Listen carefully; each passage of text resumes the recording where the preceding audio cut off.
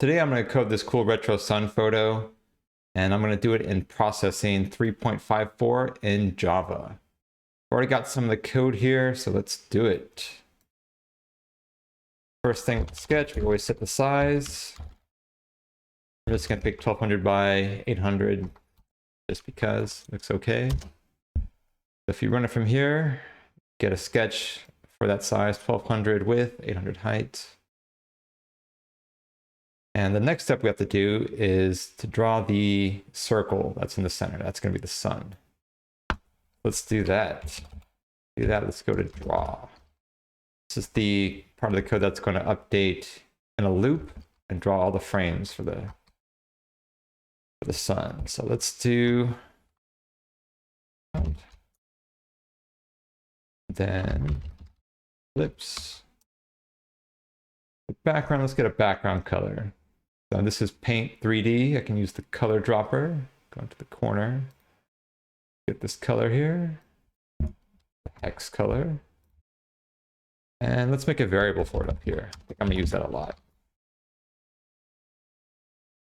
BG color equals. And the pound sign in front, the hash thing, that just says it's going to be a hex value. First two numbers are the red, the next two numbers are the green, the last two numbers are the blue. So BB. Put in here BG color. And then for the ellipse, it's going to take in, let's see, let's do width 2, height divided by 2. So the center, this is the first two numbers, and the ellipse are going to be the X and Y position of the center of the sun, the center of the circle. And let's make another variable here, the radius. Make it 300. Oh, we can change it later. On radius right here.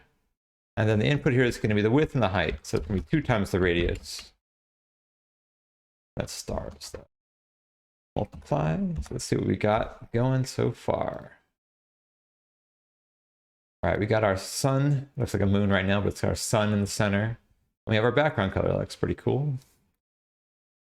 And we can change the color of our sun. And to do that, let's go back to our color dropper.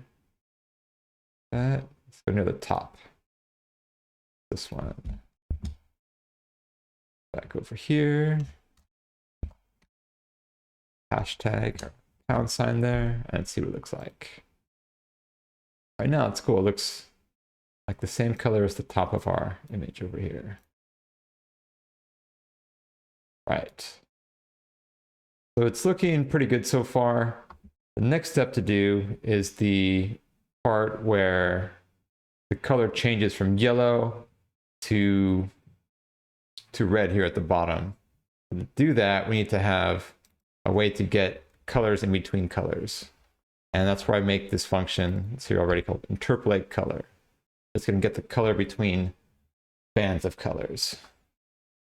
But what we need now is an array of different colors. So to do that, let's take samples of colors from our sun picture. 3, 4, 5, 6. Take 6 samples. So I'm going to do this so that I know what the color is near the top, like a little bit below the top, in the middle, and at the bottom. And they're going to be different shades of yellow or pinkish red here. And I'm going to find colors in between them. See if there's a spot in the sun like between these two. My interpolate color function is going to find that color. Now we have to go and look at our color picker. I think we're going to do an array of colors. Let's call it color, or bracket array, an array sun colors.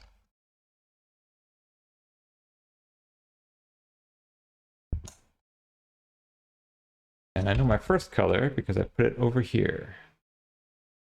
And make it sun color 0. So our first color in the array Put that back here. And I think I had 6 colors total. Let's see. I need to get the color, use the color picker for the remaining 4 colors. Got my colors here, my 6 colors that correspond to the 6 colors I mapped out here with these little black dots. Let's see what we've got so far. It still works. That's good. It still works. Nothing's broken.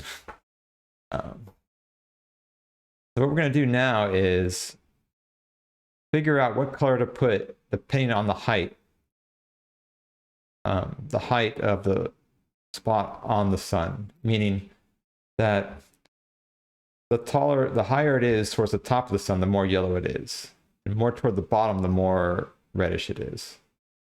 So I have to use the Y value. The Y value is the up and down part of the sketch.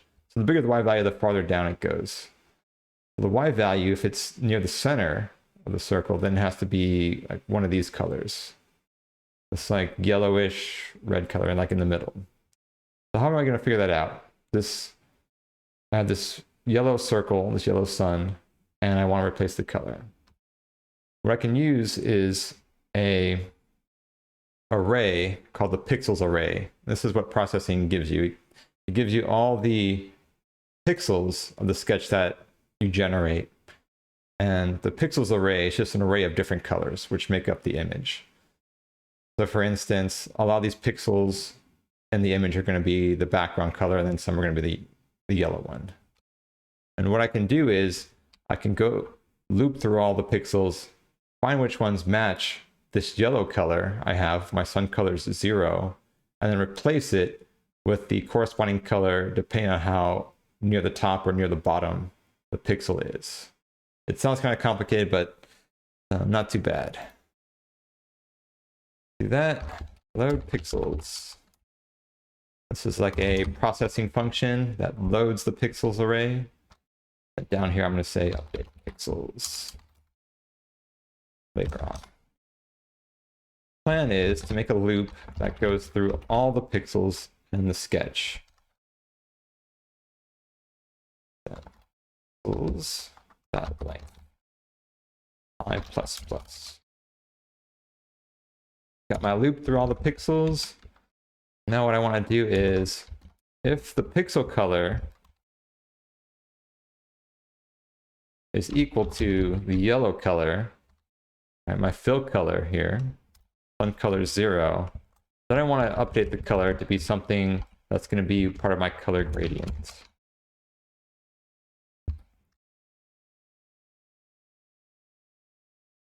Right. So this if statement says if it's the yellow color, and I want to find out what the Y value is. So what's this? What's our Y value? How do I know how high towards the top or towards the bottom this pixel is? Well, the way the pixels are organized is that pixels 0, the first pixel, is the upper left corner. And the next pixel after that, pixels 1, is to the right. And it keeps going on till it gets to the end. And then when it gets to the width of the sketch, it goes to the next row below it. So it kind of fills out left to right and then top to bottom. So I know I have the sketch here at 1200. So I know 1201 or 1200 is going to be the next row down, then 2400 is going to be one more row down, and then so on. What I can say is that the Y value over the pixel is that I divided by width. Width. And then let's look at my interpolate color function. It takes in an array of colors and then a step. So the step is going to be a value that's equal to 0 at the top and 1 at the bottom. And if it's in the middle, it's 0.5. So it's like a decimal number in between those two numbers. You have to figure out a way to say that if it's near the middle of the sun, then I want to say 0.5. To do that, I can make a map. I can say float step my step input, what I'm going to call for interpolate color, is going to be mapped. So y value, and what's the very top of the sun? It's going to be height divided by 2 minus the radius. And then what's the bottom? It's going to be height divided by 2 plus the radius. And did I make a sun radius variable? Yeah, I did. There we go. And so these are the values that y could be. Remember, we're inside of the pixel sun color 0, which means we're in a yellow pixel. The yellow pixel means it's inside the circle. So it's got to be either height divided by 2 minus the sun radius or height divided by 2 plus the sun radius. We want to map that to 0 to 1. Like that's what my function wants. All right, so now what I can do is I can set the pixel equal to the color that's in between. What's returned by interpolate color? Interpolate color. I'll take in sun colors and then step that. Fingers crossed. Let's see if it works. Hey, that looks pretty good. Surprised I worked on the first try. Yeah. As you see, it's more yellow at the top and then gradually more this red pinkish. And let me see if I can get rid of the outline on that sun. So I can say no stroke. Stroke just means outline in processing lingo. All right, so I've got my color gradient. And now the next step is to figure out how to put those little missing sections in here. Right, so how to do that?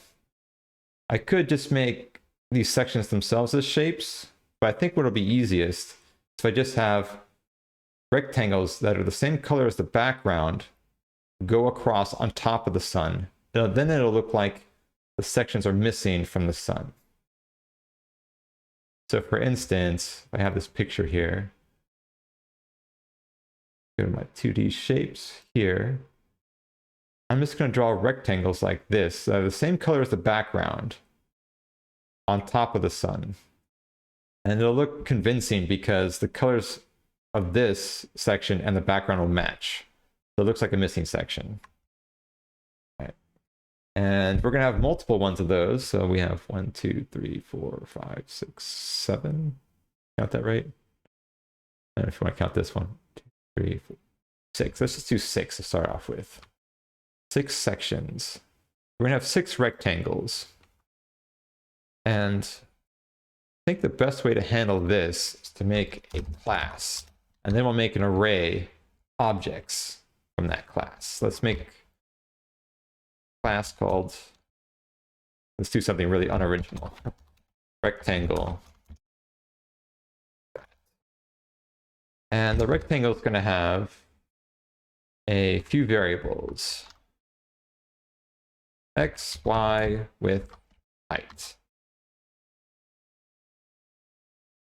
And let's make a constructor. So this is the code that gets called when I make a new rectangle object. And what are the inputs? Well, the only things that change between each of the rectangles here is going to be the height and then how far it moves up. Because I think I want to do an animation where it moves up and isn't just kind of static here. I want it to move up and it's going to be kind of cool.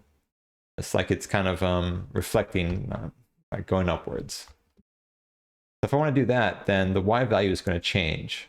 And also the height's going to change. Because we see here at the bottom, the height of the missing section is a bit taller than the ones here at the top, especially the ones up here. This one's like 1 pixel high.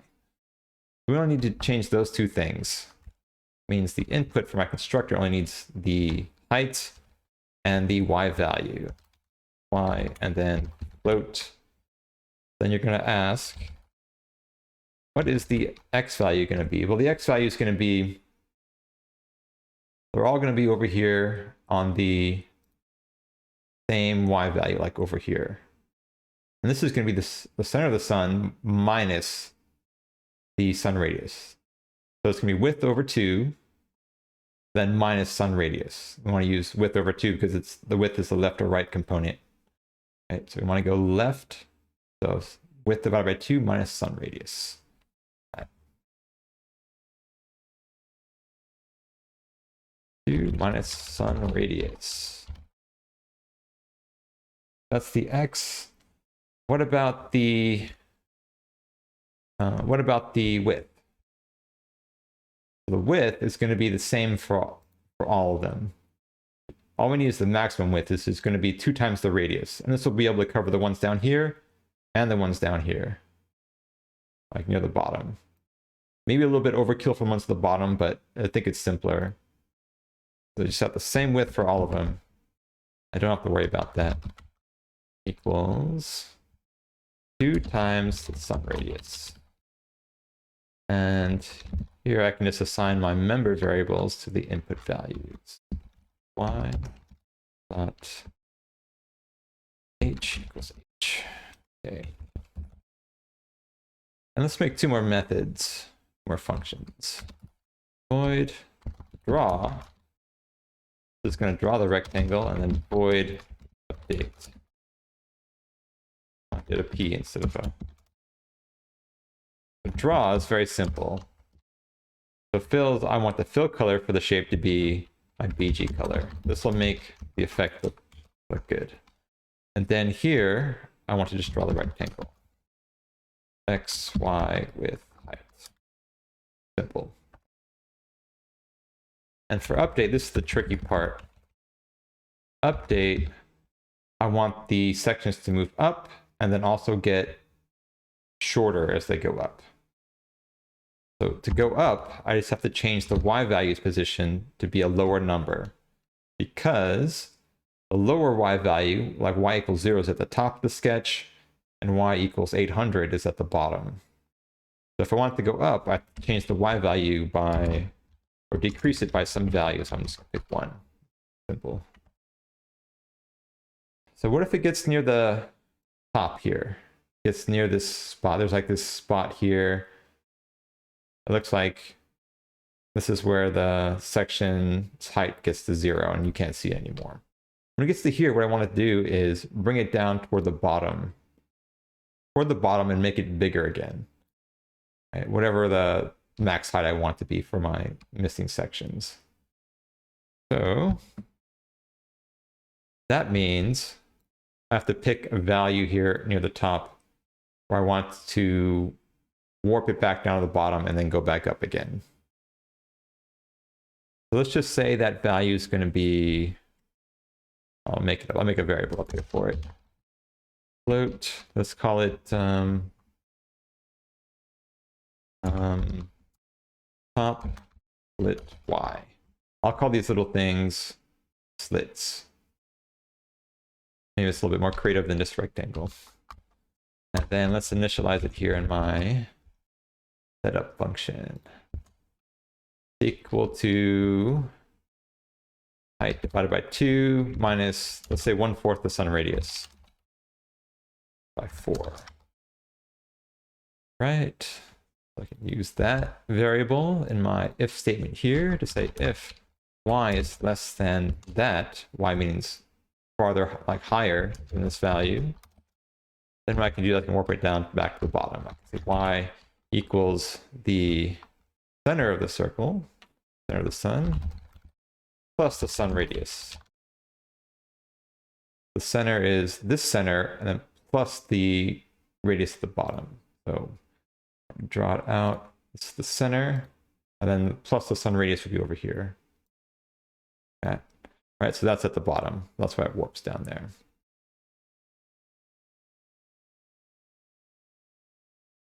All right, so now I have it warping back. Next thing I want to change is the height. The height is going to change depending on where this rectangle is, where this slit is. So near the top, it's going to be 1, and near the bottom, let's just say it's going to be 40. I just made that up. So how high it is depends on the Y value. So I want to do another map, the Y value from the highest point where these slits can exist, which is, I think I called it top slit Y. y, and then the bottom is going to be sun, or height divided by 2 plus sun radius. I should have a variable for that. All right, and then I want to map that to 1, 1.0, and then say 40. So if it's at top slit y, I want it to be 1 in height. If it's at the bottom, I want it to be at 40 in height. So that's what this says. Update. I have this class. I'm ready to make my objects. I'll go back into setup. And well, before that, let's make my array. I said make an array. Slits. Make my array. And let's have, how many did I say there were? How many did I say there were? 6. We can just change it later. Rectangle 6. Oh, I misspelled that. 2 R's, not good. All right, so now I can make a for loop that goes through this and initialize my new rectangles or slits. And then in draw, I'm going to update and draw them. Let's see. 0 I is less than slits dot length 36 plus key there. Right. So I want to have slits I equals new rectangle. Then I pass in what I pass into the constructor. The y and h value. What's the y value going to be? So y equals, let's start at the top. So at the top here, like our top, and then make them going downwards. Let's make y equal to y, then float h, our second input parameter to our constructor. And at the top, it's going to be 1. Pass those in right here. H. That's okay for the first one, but now I have to change y by some value. I have to add something to it to draw the ones below. So I draw this one right here, or I create the object for this one. Right here. Shapes. I'm drawing this one. Now I have to draw this one down here. Draw this one. Whoops. Draw this one. And I draw these other ones over here. To draw them all going downwards. That's why I do y plus equals. They're going to get bigger. And how much do I need to move it by? Well, I can do the difference between the top and the bottom and divide it by the number of slits I want. So what's the difference in height from the top and bottom where the slits can exist? So the bottom is going to be the height divided by 2 plus the sun radius. Right? And then we're going to subtract from that. Subtract from that top split y. And then we're going to divide that by the number of slits we have. So I can do slits dot.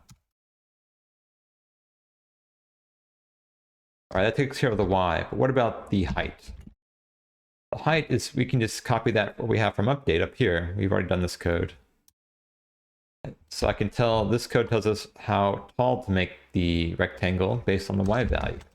Copy that like that. Easy, right? All right. So I have my 6 rectangles in my slits array.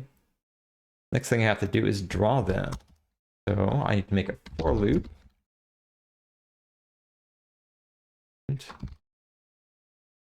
This time I'm doing a for each loop.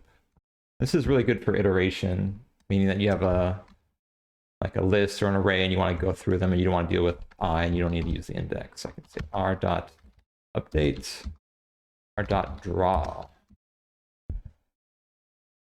All right, let's see if I goofed it up. Run it. Hey, look at that. I got it on the first try. No goofs. Not too bad. Not too bad. Back over here. Looks pretty good.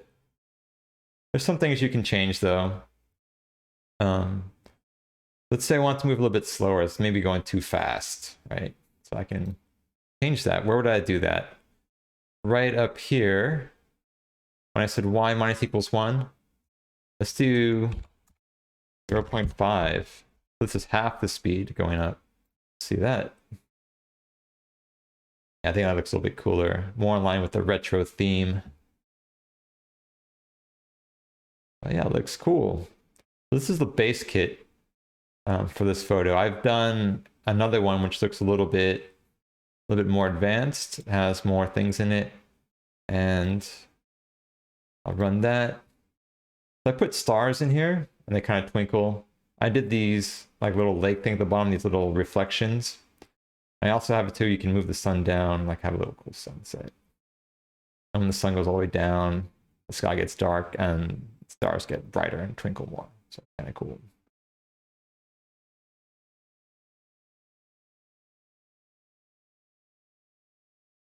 Yeah, so that's the retro sun. I'm going to do this video in Python and JavaScript as well. Just wait for that. But if you have any questions or have any suggestions for add-ons, just let me know.